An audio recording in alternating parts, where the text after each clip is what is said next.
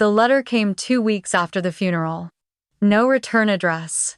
Just 6 words scribbled in my husband's handwriting: "Look in your father's watch box." I thought it was a mistake until I opened it and found a USB drive marked 1997, the year my father died. They said it was suicide. But the truth, it was covered in dust hidden in that drive, and it tore my entire family apart. I'm Vivian, a daughter who buried one man and unearthed the secrets of two. If you've ever uncovered a truth that changed everything, leave a comment below, because sometimes it's not grief that breaks you, it's the betrayal that comes after. The letter came 2 weeks after the funeral. No return address. Just 6 words scribbled in my husband's handwriting: "Look in your father's watch box." I thought it was a mistake until I opened it and found a USB drive marked 1997, the year my father died. They said it was suicide. But the truth, it was covered in dust hidden in that drive, and it tore my entire family apart. I'm Vivian, a daughter who buried one man and unearthed the secrets of two. If you've ever uncovered a truth that changed everything, leave a comment below, because sometimes it's not grief that breaks you, it's the betrayal that comes after. The moment I heard his voice, my father's voice, after nearly 30 years, something in me cracked. It was like someone had opened a window I'd nailed shut decades ago. His voice was slower than I remembered. Measured. Tired. He didn't sound like the man I used to watch from the stairs, pacing in his suit, pouring coffee into a thermos before sunrise. He sounded guilty. I sat on the floor back against the kitchen cabinet, knees pulled in. The audio was low quality, like an old cassette dubbed one too many times. But I heard enough. Enough to understand that my father didn't just fall from grace. He was pushed. The names he whispered, the dates, the fear behind each pause, it didn't feel like paranoia. It felt like warning. And the more I listened, the more I realized Thomas knew this. My husband, the man I shared a bed with for nearly 20 years, knew things about my father I was never told. And he kept it from me. I wanted to scream, but instead I just sat there. Frozen. The coffee had gone cold beside me. The cat was gone. The sun had moved across the floor tiles. Time was still moving, but something inside me had stopped. Why would Thomas wait until after his death to tell me why that box? Why now? And how deep did this go? I pressed pause on the audio. Just for a moment. I needed to breathe. I needed someone to talk to, but the one person I wanted to call was gone. Instead, I reached for my phone. I opened my texts.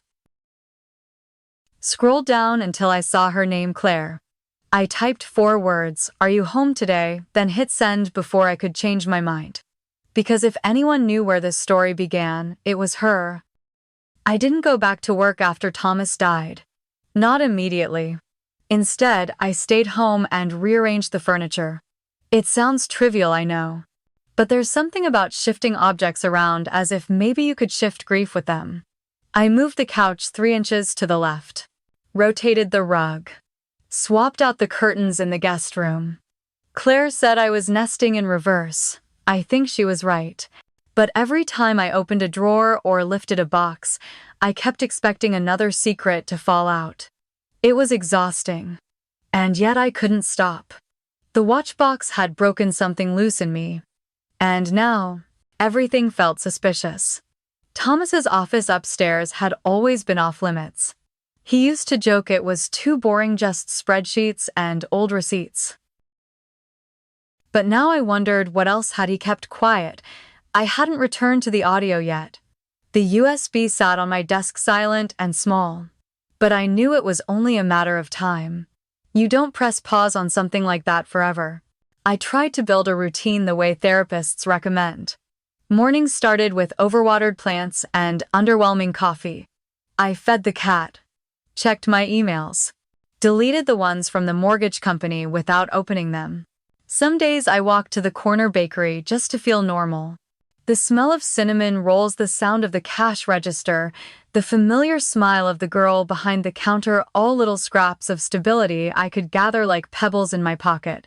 But the silence always came back.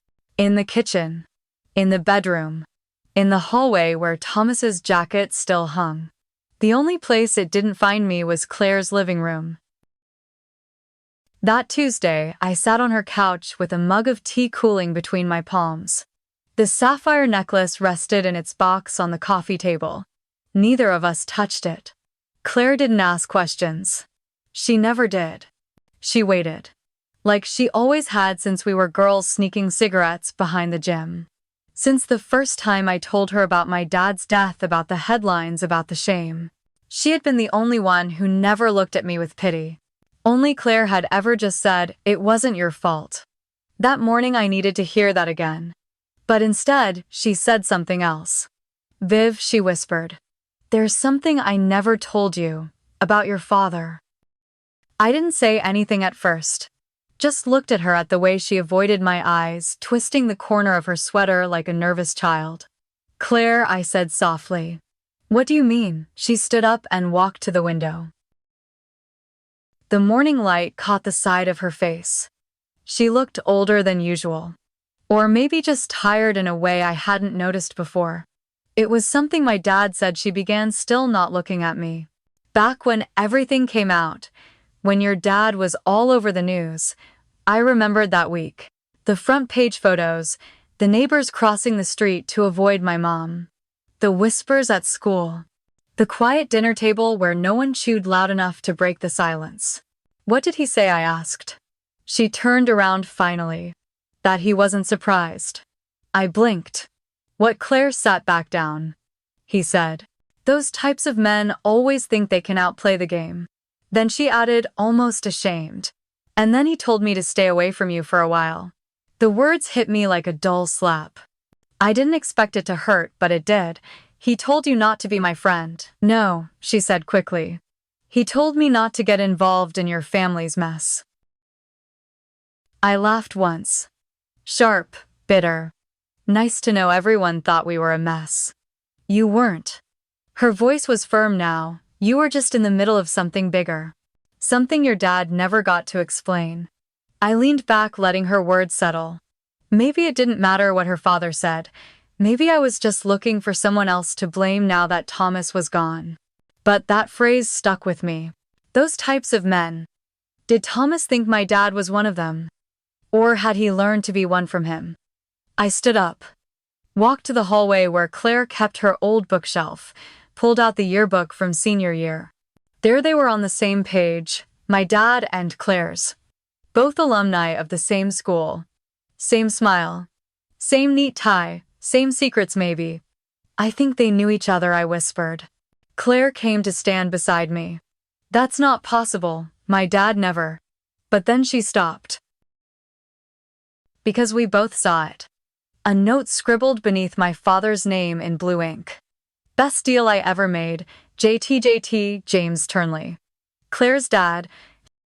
We stood there for a long time staring at the ink. Old, faded, but still legible. It wasn't just a signature.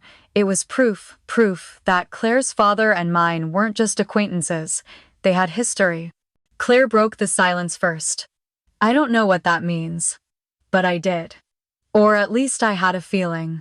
The deal had cost my father his life, his reputation, and whatever pieces of childhood I had left.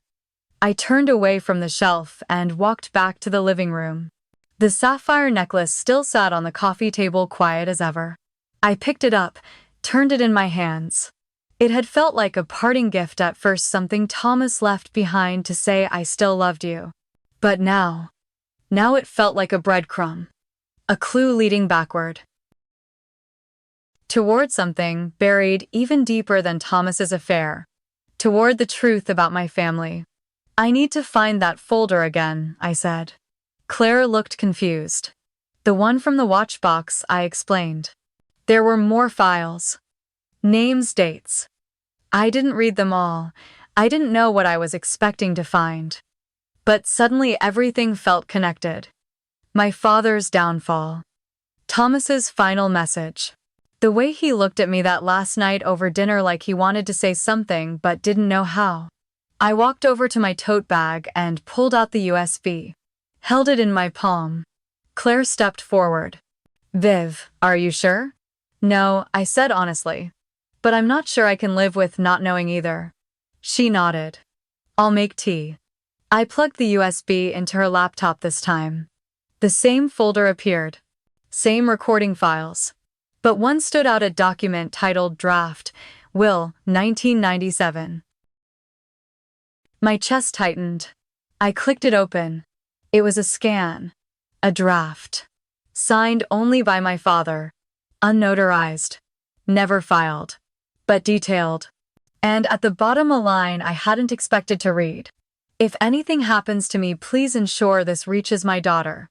She deserves to know the truth." Claire came over with 2 mugs. I didn't take mine. I just stared at the screen, the words swimming in my vision.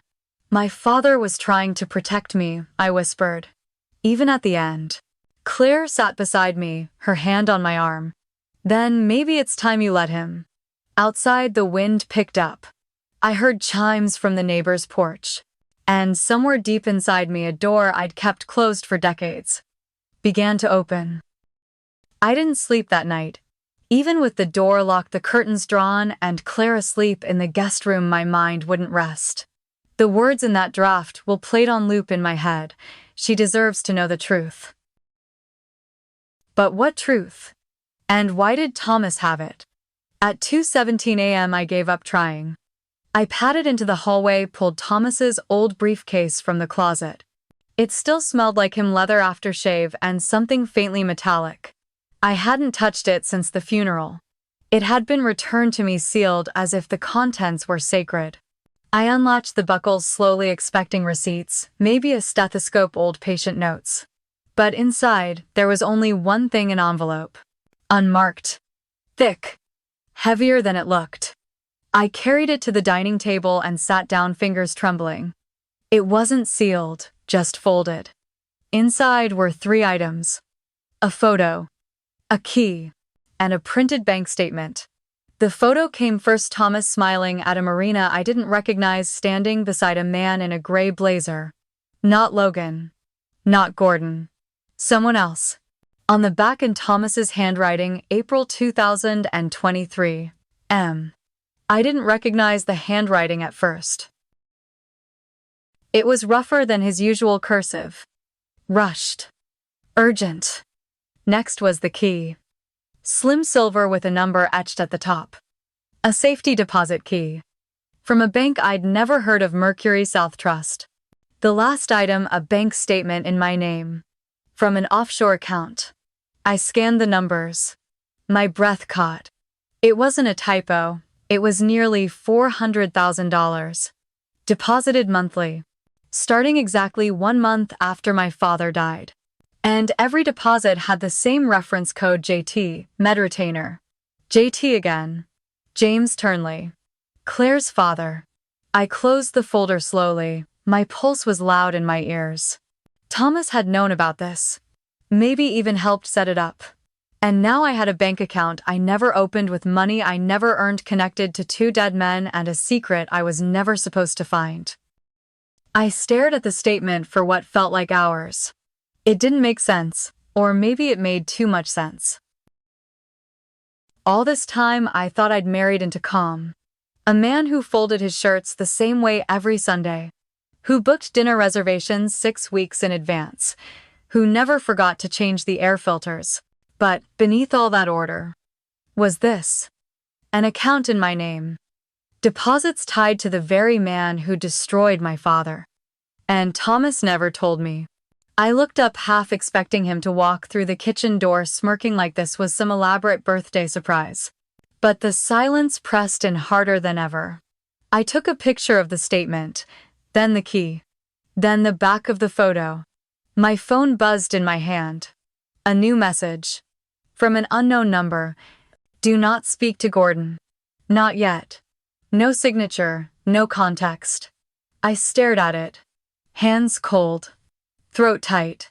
How did they know who was watching? And more importantly, who the hell was Gordon? I walked back to the living room where Claire was now stirring on the couch. She blinked at me, then sat up, eyes still heavy with sleep. "Viv," she murmured. "You okay?" I held out the envelope. Said nothing. Just watched her read, her face shifting from confusion to dread. "I know that name," she whispered. "Gordon Blake. He worked with my dad. Some kind of consultant, international stuff. I only met him once at a Christmas party. Cold, polished. The kind of man who talks like you're lucky just to be in his presence." I sat down beside her. "The money's been coming for years," I said. "Since 1997. She turned to me slowly. "Since your father died." I nodded. Her voice was small now. "What if your dad didn't just fall, Viv? What if someone helped push?" I didn't answer. But deep down I already knew. Whatever Thomas had uncovered, it had roots. In old deals. In old betrayals. In people still alive and watching. And if someone was texting me now, they were trying to control the narrative before I figured it out for myself. Claire poured coffee, but neither of us drank it. The steam curled between us on the table, but the silence was louder. I checked the message again. "Do not speak to Gordon." Not yet. That yet was what made my stomach turn. Whoever sent it didn't want to stop me. They wanted me to wait. For what? For more lies. For someone to reach me first. I copied the number down, sent it to a secure backup I'd set up years ago, back when I handled private patient files for the hospital. Then I powered my phone off. Not airplane mode. Off. "Can I borrow your laptop?" I asked Claire. She handed it over without a word. I searched for Mercury South Trust. The logo on the key matched the website. It was a boutique private bank in Charleston. No public contact info, no social media presence. Discretion promised. Which of course meant secrets protected. I clicked through page after page until a single link caught my eye. For existing clients, secure login here. I didn't have credentials. But I did have the number on the key. I typed it in. It asked for a passcode. 6 digits. My hands hovered. I tried Thomas's birthday. Nope, our anniversary. Number. Then I tried the date on the photo. 42,023. April 2023. The screen blinked. Access granted. Claire leaned over wide-eyed. "What did you just do?" "I opened a door," I whispered. Inside the client portal was a list of files, PDFs, memos, scanned documents, voice recordings. All organized under a folder titled VC, for her eyes only. I didn't know whether to feel flattered or betrayed. The first document was a list of names. Some I recognized from my father's past. Some I didn't. But one stood out: Gordon Blake. And next to it, undelivered. I clicked on it. A letter opened. Addressed to me. Written in Thomas's hand. "Vivian, if you're reading this, you've gone further than I ever thought you would. I wish I'd told you in person, but if I had, I wouldn't have been able to protect you. What you're about to find isn't clean. It's not simple. And it will change how you see everyone, including me." I stopped reading. My fingers trembled. Claire reached over, rested her hand on mine. "Viv, you don't have to do this alone." "I think I already am," I whispered. The next morning I went home. I told Claire I needed space, but what I really needed was silence. Not the kind that lingered between words. The kind that wrapped around your ribs tight, cold, unrelenting. I opened the front door slowly, like the house might feel different now that I knew what it had been holding. But everything looked the same. Thomas's slippers still by the door. The mail stacked neatly on the console table. The faint scent of his cologne still in the hallway. I dropped my bag by the stairs and went straight to his office. For years, I never crossed the threshold. He'd claimed it was too boring for me: tax files, hospital admin, work performance reviews. But that was before. Before the USB. Before the key. Before I knew he'd been protecting me by keeping me in the dark. I opened the door. It clicked like a vault. The room was pristine. Of course it was. Thomas was meticulous. Books alphabetized. Filing cabinets labeled in black ink. Not a paper out of place. Except one. There on the desk sat a manila folder. No label. Just a red paperclip. Deliberate. I hesitated, then reached for it. Inside were travel itineraries, flights booked under aliases, receipts from Lisbon, Amsterdam, Buenos Aires, all dated between 2021 and 2024. All paid through a dummy LLC I'd never heard of, Blue Pine Holdings. I flipped to the back. There it was again. A single post-it note written in Thomas's careful script: Rachel, 9/14, do not miss. My hands froze. Rachel. My sister. The date was familiar. It was the day of our mother's birthday dinner last fall. Rachel had shown up late, flustered, said her flight from Atlanta had been delayed. She never mentioned Lisbon. She never mentioned Thomas. I backed away from the desk, the folder still in hand. Something about the room felt colder now. Smaller. Had they gone together? Had he followed her? Had they planned it? I didn't know what chilled me more, the thought of my husband traveling across the world without telling me, or the thought of him doing it with my sister. I carried the folder into the kitchen, set it on the counter beside the coffee pot, and just stared at it. It felt like poison. Like something that would seep into the air the moment I turned my back. Rachel. Of all people. She was my sister. Not just by blood, by history. By every scraped knee, whispered secret, and tear-stained phone call we ever shared. I thought about the dinner that night. How she kept checking her phone. How she barely touched her wine. How she hugged Thomas a little longer than usual when he left early, claiming a headache. I'd written it off. Told myself I was being paranoid. Now I wasn't so sure. I opened the fridge, grabbed a bottle of water, then closed it again without drinking. The house was too quiet. The kind of quiet that made the floorboards creak louder than they should. The kind that makes you doubt your own breathing. I walked to the living room, pulled open the drawer where Thomas kept his spare electronics chargers, USBs, flash drives. Most were empty. But one was labeled in his handwriting, V. Archives. I plugged it into my laptop at the kitchen island, not sure what I hoped to find. At first it was just photos. Vacations. Old Christmas cards, his residency graduation. Then a folder marked C, private. I clicked. It asked for a password. I tried mine. No luck. I tried his. Still nothing. Then I typed Rachel's name. Just her first name. The folder opened. My chest tightened. Inside were screenshots. Messages, boarding passes, hotel confirmations. There was one image that stopped me cold. A selfie. Thomas and Rachel. In a hotel room. Her hair up. His shirt unbuttoned. They were laughing. Laughing. The timestamp read 9 divided by 14 divided by 23. 9:02 p.m. That was the night of Mom's birthday dinner. The night she said she'd flown in late. The night Thomas told me he went home early and fell asleep. I remembered kissing him on the forehead when I got back. He was warm, groggy. Said he'd had strange dreams. Said he missed me. My knees gave out. I sat on the floor, the screen still glowing. He hadn't been dreaming. He just returned from her. I don't know how long I sat there. The tile floor was cold beneath me, but I couldn't move. My hands trembled, but I didn't cry. Not yet.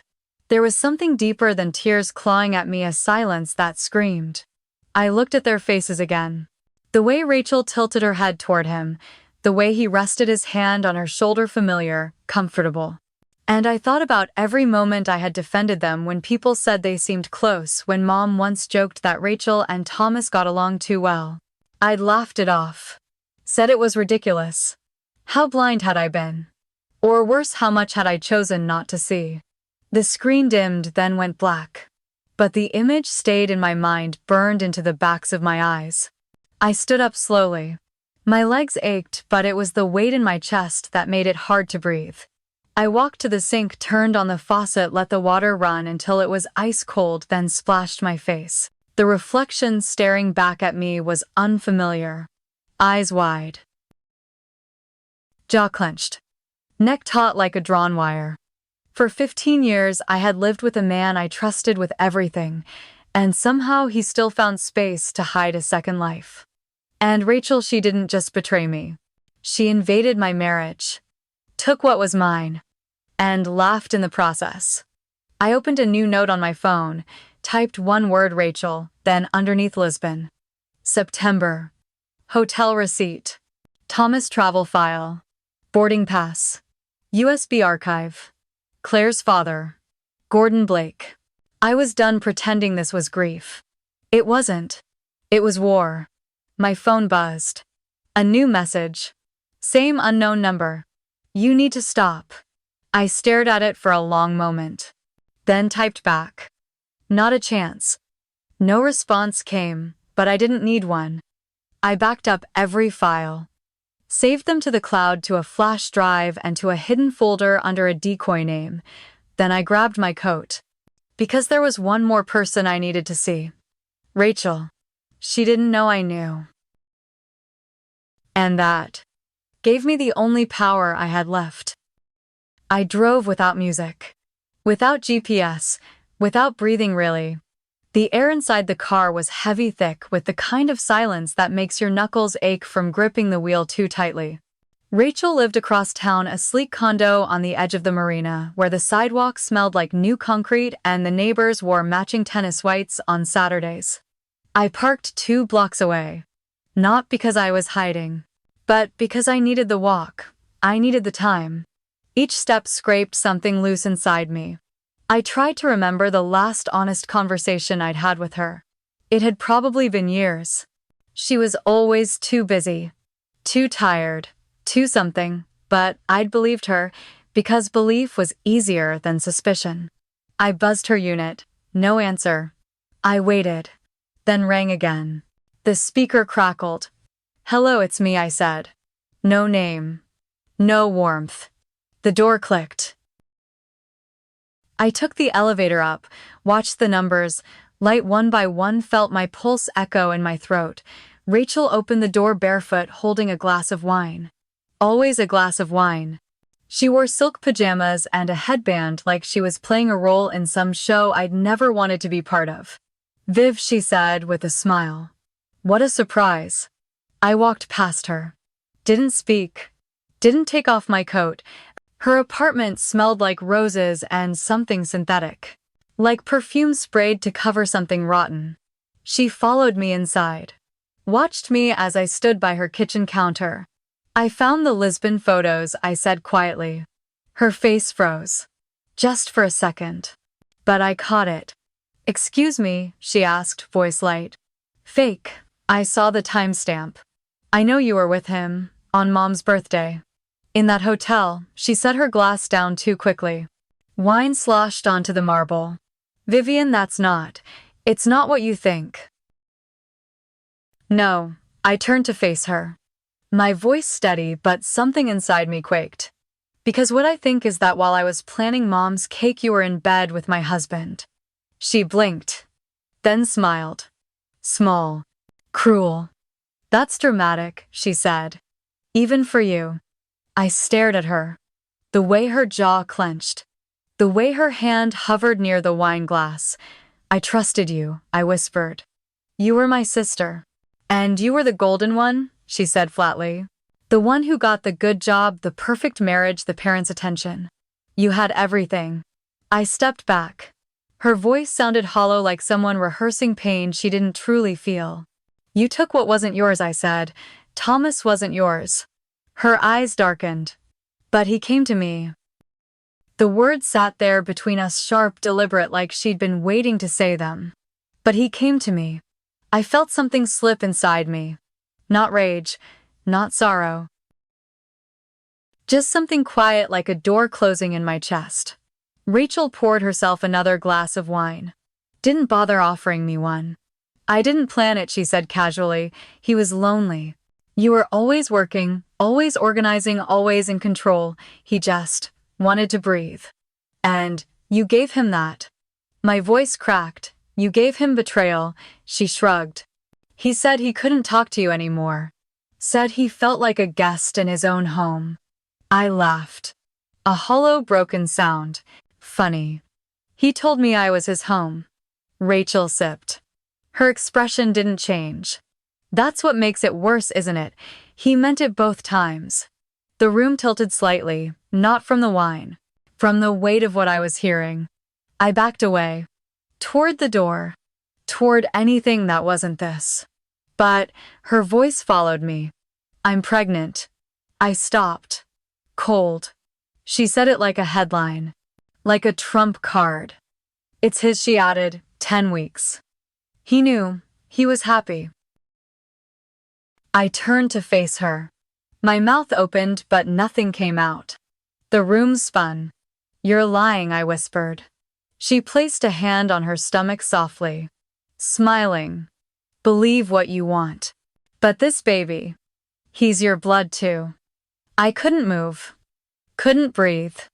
My sister, my husband, a child. I wanted to scream. Break something. Fall apart. But I didn't. I just said, I hope you never have to explain this to them someday. Rachel didn't flinch. She looked at me calmly. That's the difference between us, Viv. You break things clean. I live in the cracks. I left. The door shut behind me with a soft final click. Outside, the air felt too sharp, too bright. The world was still turning, but I was no longer part of its rhythm.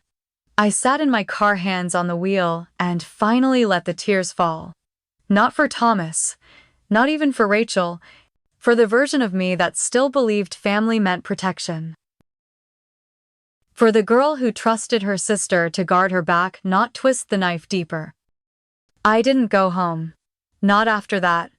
Not with Rachel's words still echoing in my ears. Instead, I drove. Nowhere in particular, just forward. Street after street until the city gave way to quieter roads and the sun began to dip behind the trees. I ended up outside Claire's house. Again. She opened the door before I even knocked. One look at my face and she knew. She didn't ask questions. Just stepped aside, let me in, and made tea. I sat on her couch like it was the only solid place left. My hands were still shaking. But my voice was calm. Too calm. She's pregnant. Claire froze mid-pour. Then continued. I nodded. I didn't ask for proof. I didn't need to. She sat across from me, hands wrapped around her mug like it might ground her. She didn't even flinch, I added. She said it like she'd won something. The room was quiet. Even the clock on the wall seemed hesitant to tick. Finally, Claire spoke. What do you want to do? That was the question, the real one. Because grieving had ended. Shock had passed. Now came the part where I had to choose: bury it all, or bring it into the light. I looked at her and said the only thing that felt honest. I want the truth, all of it. Even the parts that'll break me. She nodded slowly, then reached for her laptop. Then let's start, she said. No more waiting for answers to arrive. We go after them. We began with the basics. I gave her the names. The shell companies. The bank. The key. Every breadcrumb Thomas had left behind. She opened a spreadsheet. Claire had always been organized under pressure. She treated it like a case file, like we were building a map out of ashes. I watched her type. Each name a match to some vague memory. Each connection a knot I hadn't known to untangle. But the deeper we dug, the clearer it became. Thomas hadn't just been protecting me, he'd been preparing me. We worked in silence. The kind you only share with someone who's seen you fall apart and didn't look away. Claire's fingers moved fast across the keyboard. Every time she found a link between names, she'd pause, glance at me, and I'd nod. Keep going.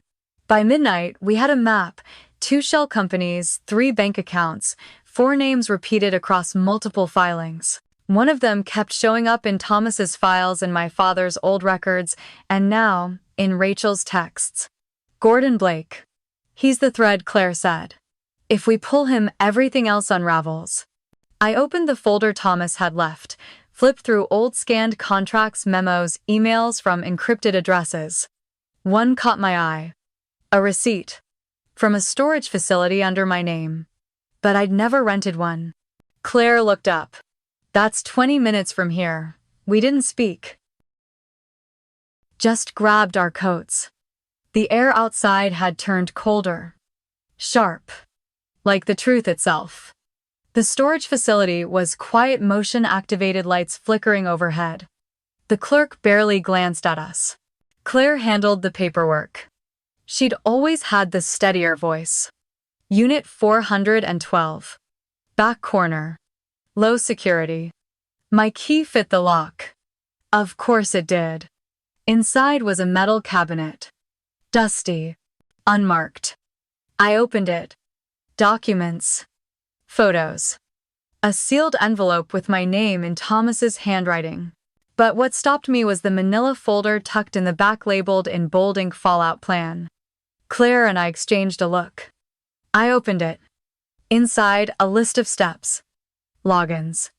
Contacts. And at the bottom, one line underlined twice. If anything happens to me, use the files. Do not trust Rachel. Do not trust Gordon. Protect Logan. Logan. The name hit like a wave. A name I hadn't heard in weeks. The boy Thomas had introduced as his client's son.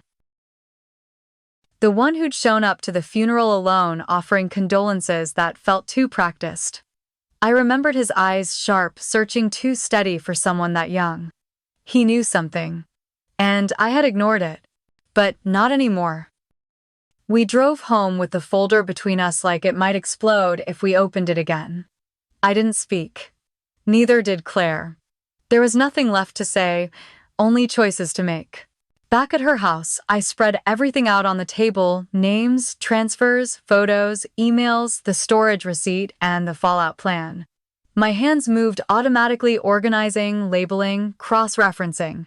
I had seen doctors do this in trauma units, stay calm while the world bled around them. But this time, the trauma was mine. And I wasn't just a witness. I was the one holding the scalpel. Claire tapped a paper. Do you think Logan is in danger? I shook my head. I think he's part of the plan. Maybe not the cleanest part. But Thomas wanted me to protect him. She raised an eyebrow. You're really going to call him? I paused. Then nodded. Yes. That night I wrote the email subject: meeting.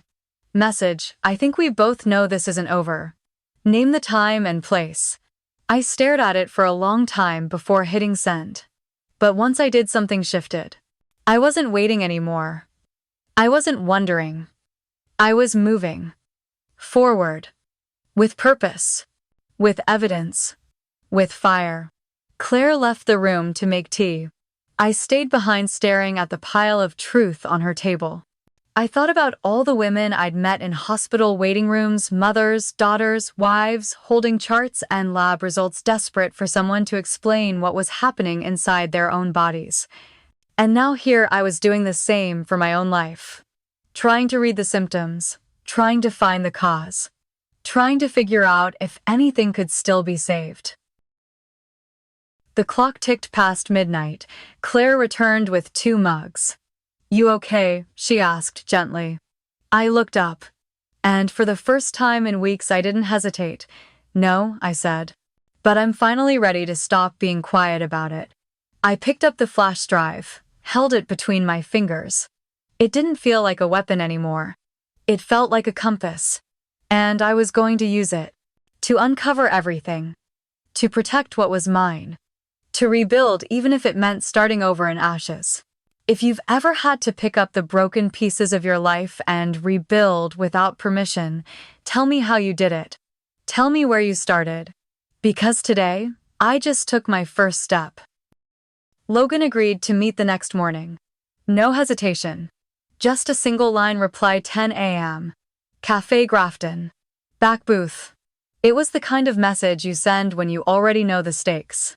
And don't have time to pretend otherwise. I wore gray. No makeup. hair pulled back. I didn't want to look like I was grieving. I wanted to look like I was listening.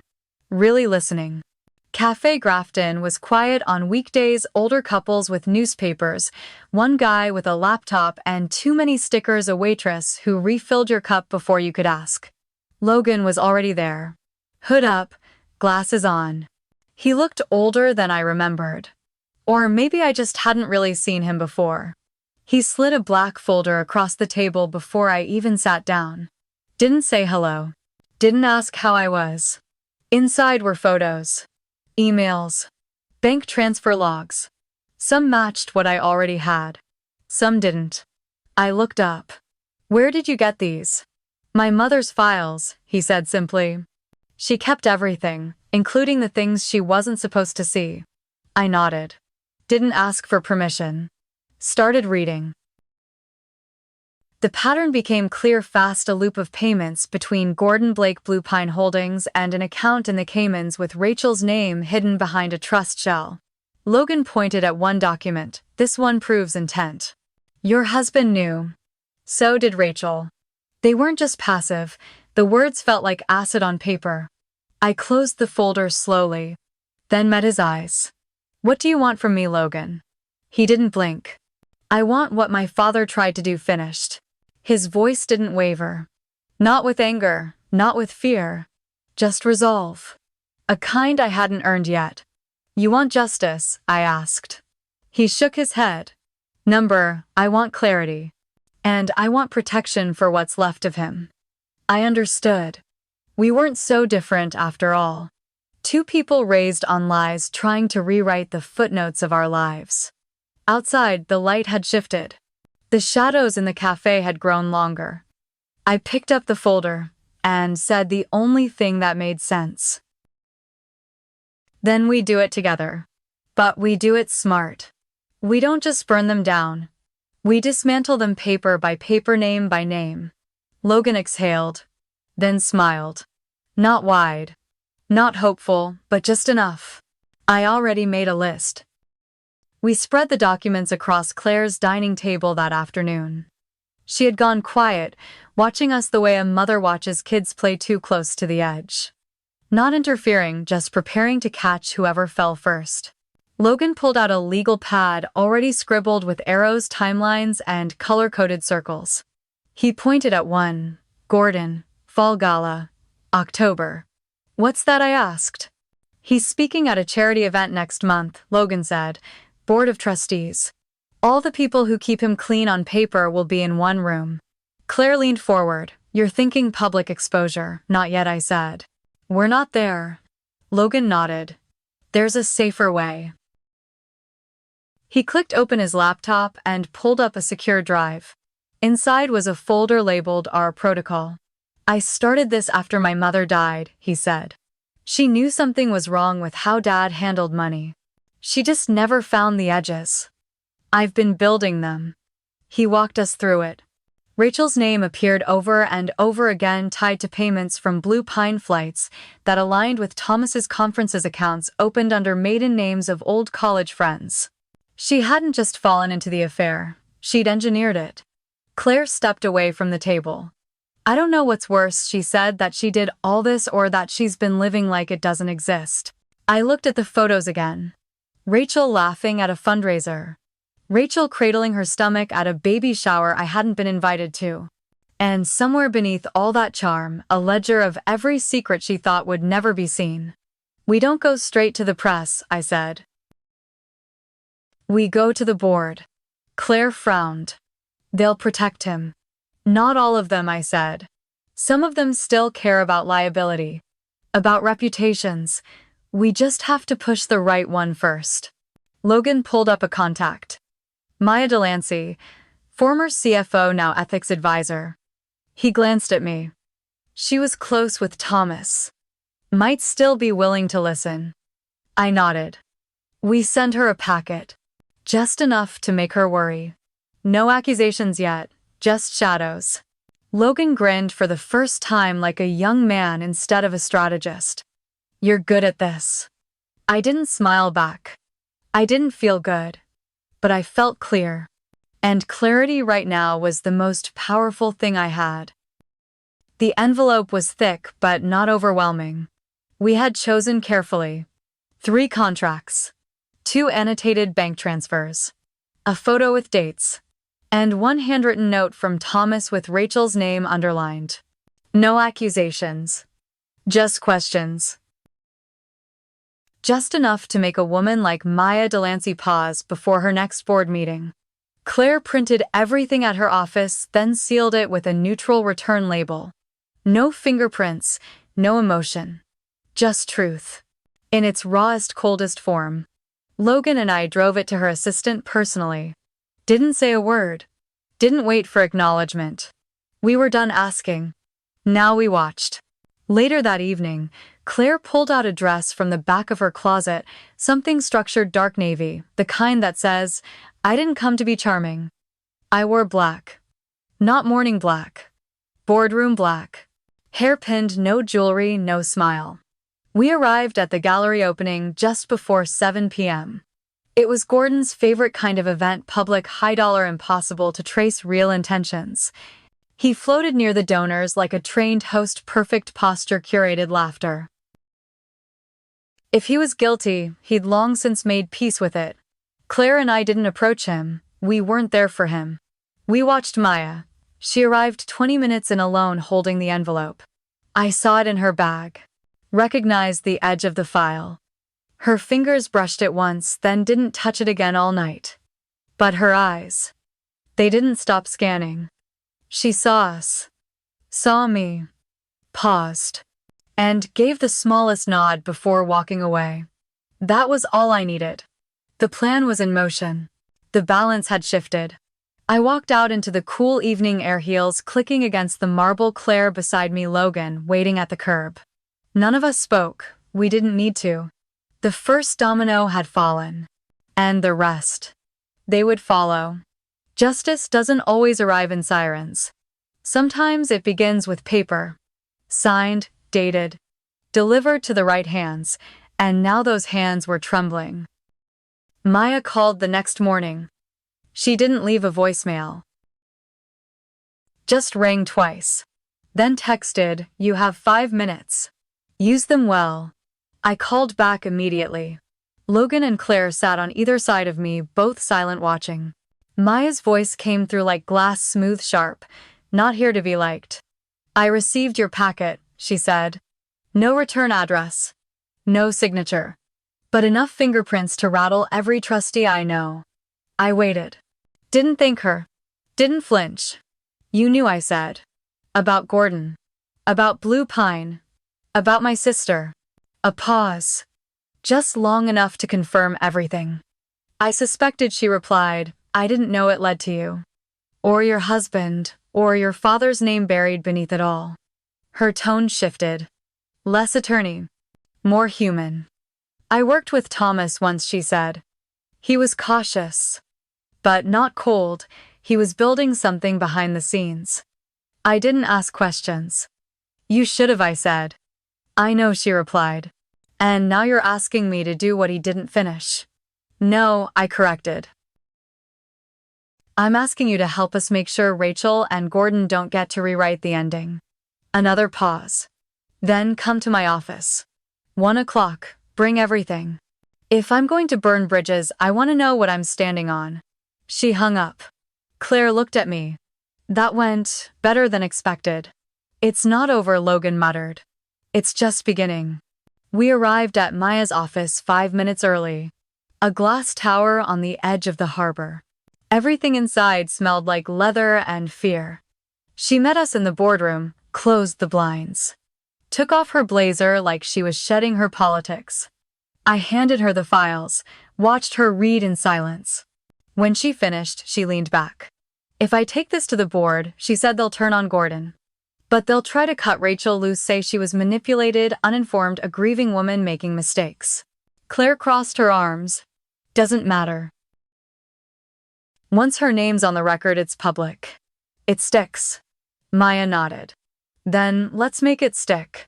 She pulled out her phone, dialed, waited. "Gordon," she said. "I need you to come in, now.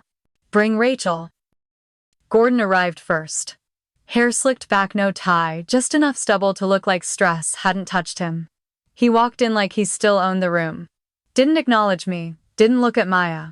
"Is this about Blue Pine?" he asked, casual. Maya didn't answer. Rachel came in next, pregnant belly under a silk blouse, heels too high for a woman in her third trimester. She froze when she saw me, but recovered. She always recovered. "Vivian," she said with a tight smile. What a surprise.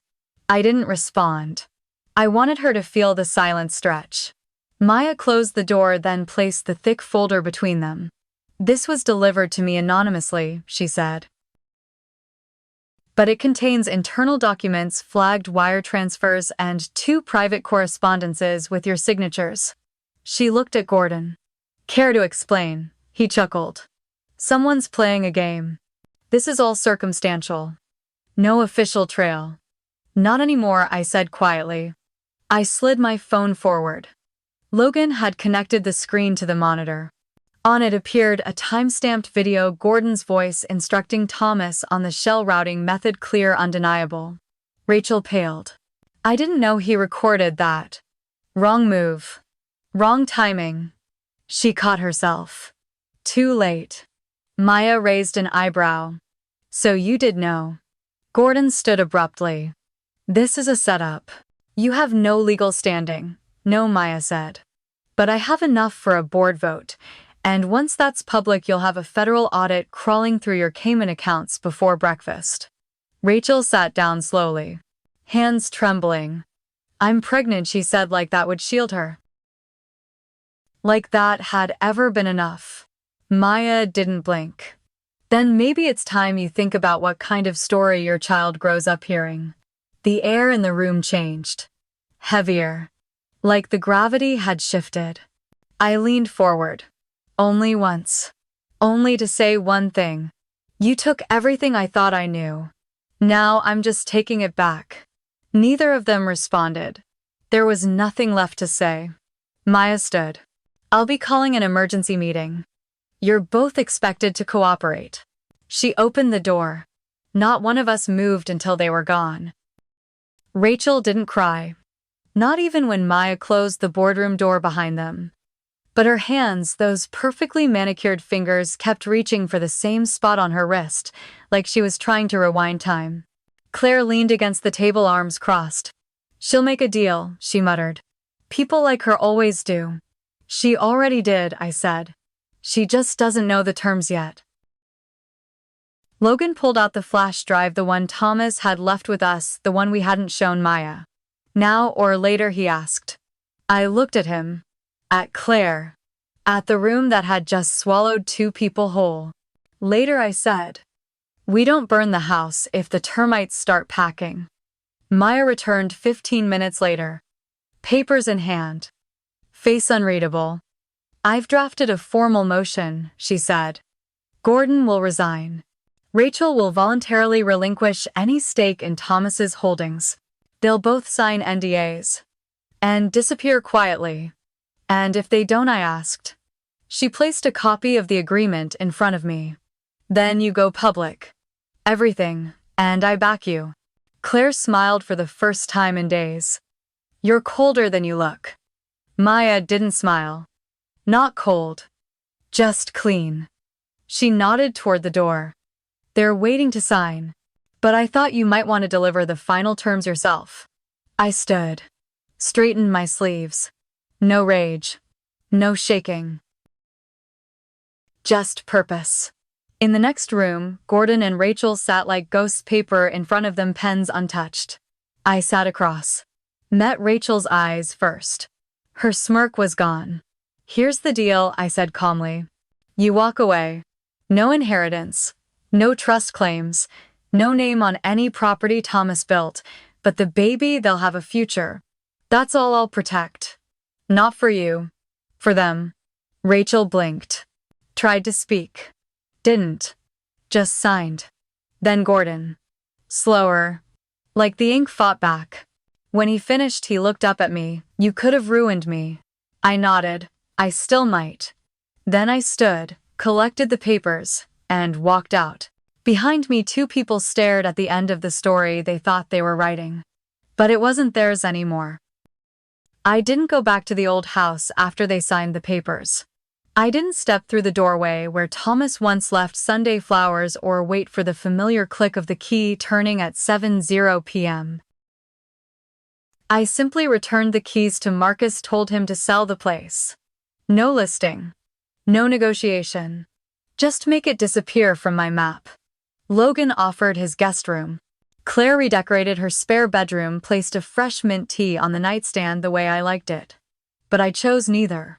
I found a small sixth-floor apartment overlooking a park full of barking dogs, squealing children, and neighbors who didn't know my name. No Thomas. No Rachel. Just me and the silence I finally chose for myself. That first week, I sorted all the backup files. 3 flash drives, one in Claire's safe, one with Marcus, and one I mailed to the only person I still trusted, Edward Holloway. In case I vanish, I wrote, "You'll know what to do." I didn't write a memoir, didn't call the press, didn't cash in on the scandal. What Thomas left behind wasn't leverage. It was a test. Would I use that power to burn everything down or to build something new? I chose the latter. Logan visited on Friday afternoon with a small cake and an old movie his mother used to love. We didn't talk about his father, we just watched. Then, sat on the balcony, city lights rising around us. Out of nowhere, he asked, "Do you ever regret it?" Not exposing everything, I was quiet. Then answered, "Number." I didn't want to win a war Thomas started by lying to me. I looked at him. I just wanted to end it without losing myself. He nodded. Slowly, but with weight. He understood. The next morning I walked to the post office. In my hand, a sealed envelope. Inside was a card. Not addressed to anyone I knew, but to a child not yet born, one who shared Thomas's blood but not his choices. I wrote, "If one day you grow up and wonder who your father was, find me." Not to hear stories of hatred, but to know someone chose to protect you when no one else would. I didn't sign it, just wrote, "The keeper of what remains." 3 weeks later, I finally opened the last thing Thomas left me. A notebook. Unmarked. Hidden between the documents in the safe. The handwriting was his, but the words weren't numbers or deals. They were fragments. Dreams. Lines of memory. Pieces of a man he never showed me. One entry stood out. "Sometimes I think the only way to protect someone is to become a stranger to them." But I never stopped hoping she'd forgive me, even if she never knew what for. I closed the notebook. I didn't cry. There was nothing left to mourn. Because grief wasn't my shadow anymore. It was just a passenger. Quiet. Respectful. One I now knew how to live with. The baby was born in early spring. Rachel sent no announcement. No name. Just a court notification confirming the trust had been activated. I kept the printout in a folder, marked it only with the child's initials. Not for Rachel, not for the past. But in case the future ever came looking, Claire and I started taking weekend trips again. Nothing extravagant. Just long drives, quiet in places with stories older than ours. She never once said, "I told you so." That was her gift. Presence without judgment, a rare kind of grace. Logan moved to Chicago that summer. New job. New city. We kept in touch through letters, never texts. He said he liked seeing my words in ink. Said it reminded him that we both survived. And that survival wasn't just breathing, it was choosing what not to carry anymore. I never remarried. But I did fall in love again. Not with a person. With the act of rebuilding. With waking up to a life I chose brick by brick. Silence by silence. The kind where trust is no longer blind. And love, when it comes, will never again be mistaken for comfort. Years from now, if someone asks me what happened, I won't say, "My husband lied. My sister betrayed me." I'll say I learned the difference between being protected and being controlled, and I stopped confusing one for the other. That's what stories are for. Not to punish the dead, but to protect the living. So, if you're listening, if you've ever stood in front of a truth so sharp it split your reflection, know this: you are not broken. You are awake. You don't need every answer to move forward. You only need the courage to walk towards something that wasn't built on silence. And if this is your first time hearing my name, know that I'm not here to be remembered for what I lost. I'm here for what I reclaimed. My name is Vivian Carter. And I am no longer someone's wife, someone's sister, someone's secret. I am the author of what comes next. And that is the story worth telling. If this story moved something and you leave a comment, tell us what part made you pause. Subscribe to True Tales for more true stories of betrayal, courage, and closure. Your story might not be over yet, but it might be time to start telling it. The sky over Charleston was soft, with late summer light. I didn't need answers anymore, just the sound of my own breath, steady and mine. Sometimes survival isn't loud. It's walking away quietly with everything they thought you lost. If you've ever had to rebuild from silence, tell me below. You are not alone. Every ending can be a new beginning.